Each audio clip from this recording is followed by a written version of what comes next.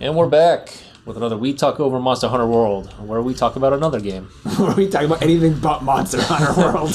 Where we talk about a dead game. And I don't care who says anything otherwise. No, it's dead. It's sad. I love that game, but it is dead. A lot of good memories. A lot of good memories, and it was never good. Just so people don't think that I shit on every game just to shit on every game. I had a lot of fun. I put a lot of hours into it. Same thing with Destiny. They're just also bad games. So... real quick, I learned something when I was working at in the factory up in Salt Lake. Sometimes these tools that I work on have a large exhaust tube, an air exhaust tube inside, and so air is actively being. It's not just an exhaust like a passive thing where air or whatever will be pushed out of it. All right. It's an active exhaust, and that air is being sucked through it at all times. Okay. And I found that that's actually a very good way to dispose of a fart.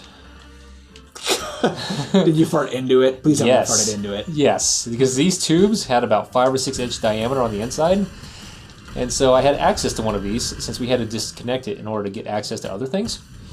And so whenever I just kind of looked like I was sitting inside this one part of the tool, it was because I had the exhaust tube pointed right at my butthole, and I farted, and I didn't even smell it. That thing worked really, really well. Oh my god. That made me happy. But anyway. New invention, guys.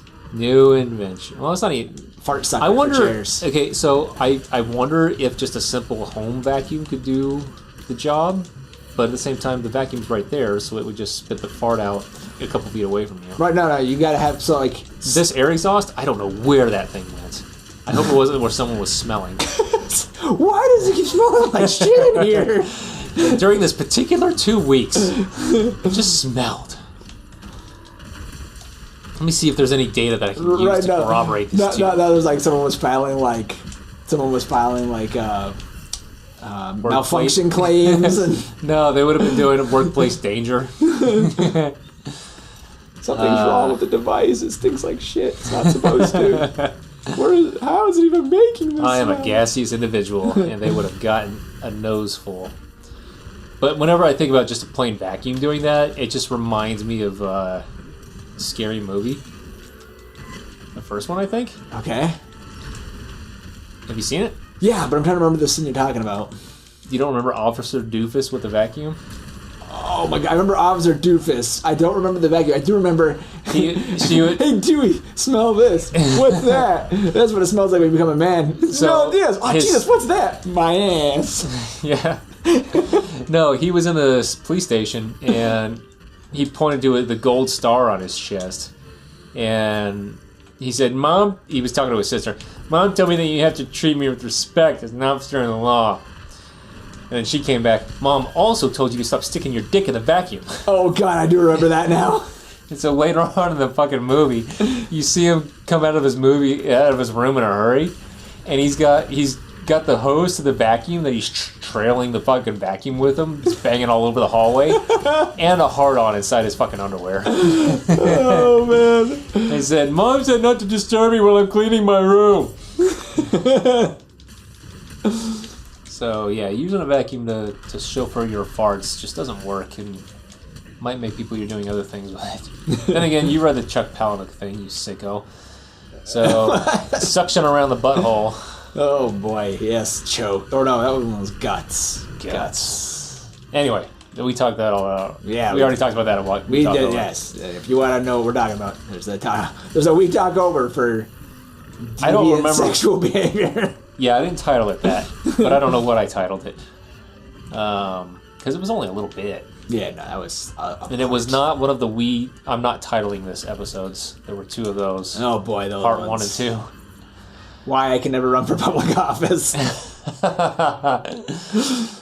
Oh, it's stuck. Anyway. Star Wars. Making that thing the fleet would have been neat. You can still load in Nar Shaddaa as its own instance.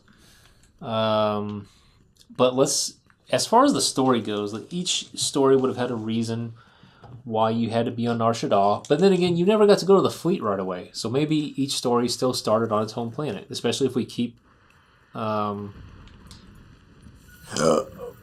think if you keep the classes... If we keep the classes, starting on the home planet is fine.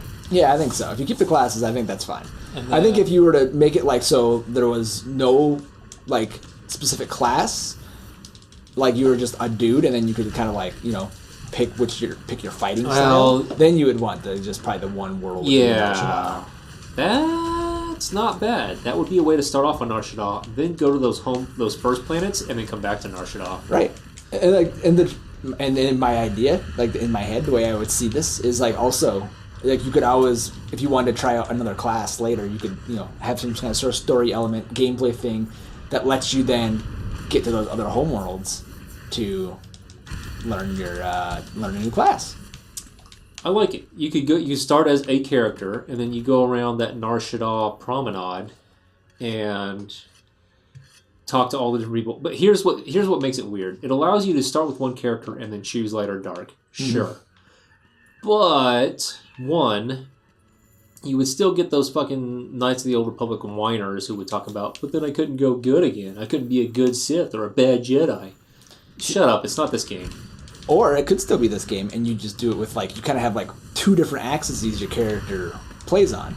You could do light and dark side things versus doing Imperial and Republic things. Oh, so that's fine, but at the same time, I don't know that... sure. I don't know if that'd be good enough for them, though.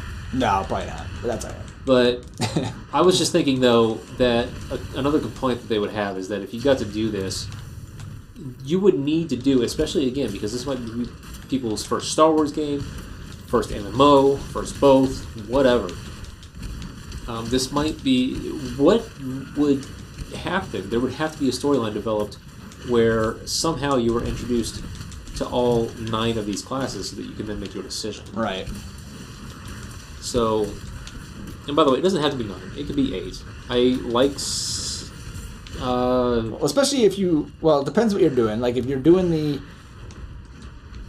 one class kind of idea, I think 8 or even 6 could work just fine because... The one class kind of idea? Well, the idea that you go there, Nar Shaddaa, you can tool around, and then you figure out what you want to go become. Yeah, but it's becoming one of those classes. Right. Oh, that's true. Although, like, if you were giving them, especially if you give them the, like, well, I guess what I'm just getting at is, like, this kind of precludes the need for any sort of third faction at all. Although I guess you could still have a third faction. I still like the third faction for the flavor reasons, because there can't be a reason why mercenaries aren't working for the Republic. Right. Why smugglers aren't working for the Empire. They both kind of have both. I think that might have been sort of a lore-based weakness that the first game might have had. Yeah. So... I think that they would need to come up with a story mission for you to play through just there on the promenade, where you are introduced to all of them. Even if it's something as simple as just a checklist of go talk to this person, and there you get the basic run through, and you have to do them all before you choose. And they make an option to where you can skip the cutscenes really quickly if you have another character at all that's picked a class, so that when you go to do an alternate, you don't have to fucking do that whole thing over and over again. You might have to run here and there, but then you can skip it when you get there. So, now, then you pick your class, then the game progresses largely as it did. It's just that the fleet is the promenade. So now we need to address 2 other things. One is something that I want to bring up later that I think you're going to like. Oh, nice. Second is... how does this change the end game? Because it's the end game that we were complaining about. The operations tended to become, we're both doing the same thing. In fact, they kind of always were. Yeah. We're both doing the same thing. But then the whole joining up, because the whole storyline, it wasn't just the operations. Everyone was doing the same thing on these worlds. Yeah. There was always some other outside enemy that was threatening both. Yep. And that's just cheap and lazy, and we need to make it easier in some way for you to have 2 different storylines. Now, I don't think that the different setting or the different starting that we figured out necessarily makes that a thing. No. But maybe it has to do with... I don't know. I'm not exactly sure how it would make it easier. I have ideas on how they could have done what they did differently to make it easier, but at the same time, at some point it does become about money. Yeah. Developers, designers, time, all that. So the other thing that I was thinking about, though, was what if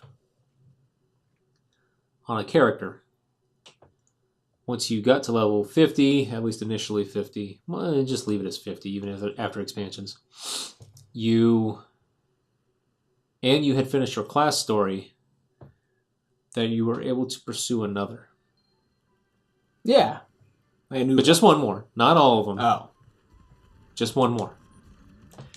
And you were actually able to change out in the world. Not in combat. But you were able to change these classes out in the world. Change between them by doing a minute-long meditation or in gear swap or some shit. Mm-hmm. I like the idea of that, but then you start to analyze it. And you start to think about things like, well, I'm a Jedi who became a mercenary, or a bounty hunter, I'm sorry. But that just... why can't I use my Jedi powers as a mercenary, or as a bounty hunter? So then you have to start to think about, holy fuck, did we just introduce a math table of these synergies that have to happen. Yeah. So the reason why I'm not going to jump on that is because that goes into a game design that I like to call children's game design, where it's just kids saying, oh, it would be cool if, not thinking about all of the work and time and money that would have to go into making these things a reality. But we're just dreaming about how this shit could have turned up. So we can we're rebuilding a game, so what if it was always like this? How would that work? We don't have to get into it too deep, but I think that it's a neat thing to try to explore. I don't know. So I think in the next episode we'll do the two things. We'll first talk about that, about how some of these classes would have had neat synergies, and are there some classes that wouldn't have had any, or it would have been hard? Would all class combinations felt as if they had kind of equal synergies in a way? Keeping in mind that when it came to PvP, these synergies don't really matter because you have to pick a class. Because fuck it, we're not balancing all that stupid shit. It was hard enough to balance what there was. So, and then the second thing we'll talk about is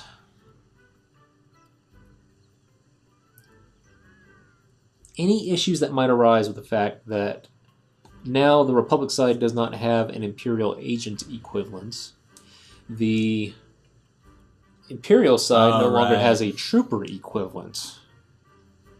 And the freelance side is likely not going to have a Force-sensitive equivalent. So we'll get into that too.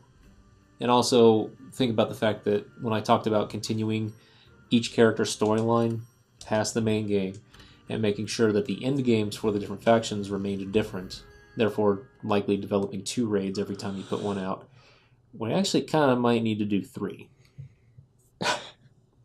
And the difficulties in that being that when you try to lump people like bounty hunters, I keep saying mercenaries, when you try to lump in bounty hunters with smugglers, it's not like they're allied. Right. So how do you tackle the lore on that? So we'll talk about that next time. But for now, we are done talking. Bye-bye.